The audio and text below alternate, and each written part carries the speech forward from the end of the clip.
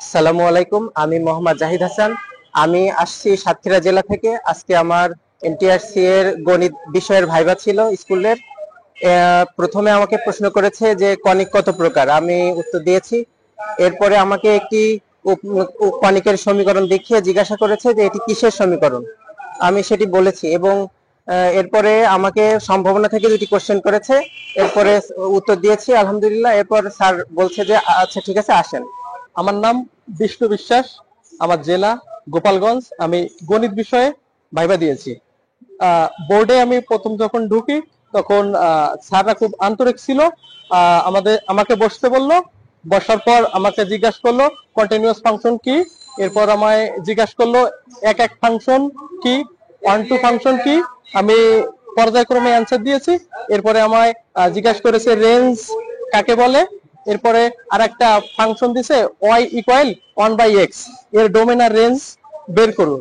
আমি সবকটারই অ্যান্সার সঠিকভাবে দিয়েছি। আর সর্বপ্রথম আমি ধন্যবাদ জানাই দৈনিক শিক্ষা ডট কম কে।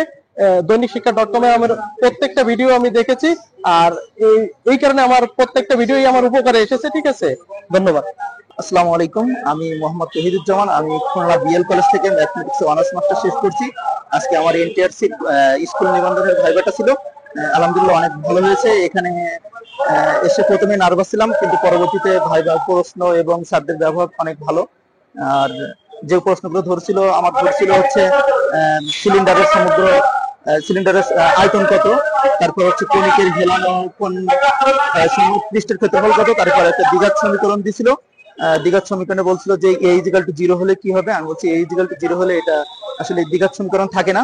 তারপর আমাকে একটি সরলরেখা সমীকরণ দিছিল যে y = 4, এটা আসলে কি। আমি তখন বললাম যে এটি x অক্ষের সমান্তরাল সরলরেখা। তারপর স্যাররা আমাকে বললো যে আচ্ছা ঠিক আছে আপনি আসেন, অনেক সুন্দর হয়েছে, ধন্যবাদ। আমি সাহিল রানপুকি নেত্রীবাজার থেকে আসছিলাম। আমাকে বাগতে প্রশ্ন করা হয়েছে বৃত্তের সমীকরণ লিখো, এর ব্যাসার্ধ কত, বা a² + b² = কি সমীকরণ বোঝা এইটুকু। আমার নাম অভিষেক হালদার, আমি খুলনা জেলা থেকে আসছি। আজ আমার ভাইভা ছিল গণিত বিষয়ে। আমাকে প্রথমে জিজ্ঞাসা করা হয়েছিল e⁻0 এর মান কত, এটা প্রমাণ করো। তারপর দেখা হয়েছিল e⁻x এর লেখচিত্র অঙ্কন করো, ফাংশনের ডোমেন রেঞ্জ নির্ণয় করতে বলা হয়েছিল। আর 6 দলের বিন্যাস বের করতে বলেছিল। আমি মনতোষ বালা, আমি গোপালগঞ্জ থেকে এসেছি। আমি আজকে গণিত বিষয়ের ভাইভা দিয়েছি।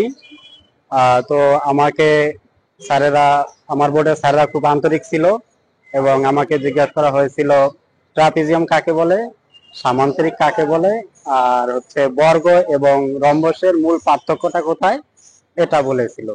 দেখ আমি সবগুলো অ্যান্সার করতে পারছি।